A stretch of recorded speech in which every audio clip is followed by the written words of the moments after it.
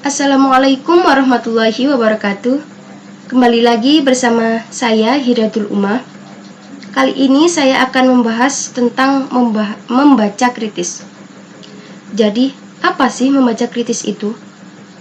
Membaca kritis atau critical reading adalah sejenis membaca yang dilakukan secara bijaksana, penuh tegang hati, mendalam, evaluatif, dan analitis. Dan bukan hanya mencari kesalahan. Itu menurut Albert. Ada juga yang mengatakan bahwa membaca kritis adalah kegiatan membaca sumber bacaan untuk mendapatkan informasi sebanyak-banyaknya dengan memberikan penilaian atau pertimbangan tertentu terhadap akurasi sumber bacaan yang dilakukan dengan cepat, tepat, dan teliti. Jadi membaca kritis ini sangatlah penting. Karena apa? Dengan membaca kritis ini, kita harus berpikir tentang kebenaran informasi yang dibahas. Dan bahkan, kita juga dapat mengetahui bahwa tidak semua informasi yang terdapat di dalam bahan atau sumber bacaan itu semuanya benar.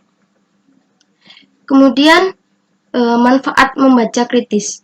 Yang pertama adalah membaca kritis meliputi penggalian lebih mendalam untuk menemukan bukan hanya keseluruhan apa yang dibaca, tetapi juga menemukan alasan-alasan mengapa penulis menulis bacaan yang dibaca tersebut. Kemudian yang kedua yaitu membaca kritis merupakan modal utama bagi para mahasiswa untuk mencapai kesuksesan dalam studinya.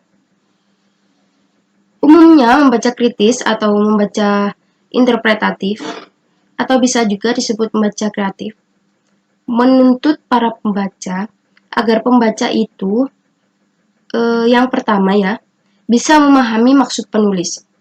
Kemudian yang kedua, memahami organisasi dasar tulisan. Yang ketiga, dapat menilai penyajian penulis atau pengarang.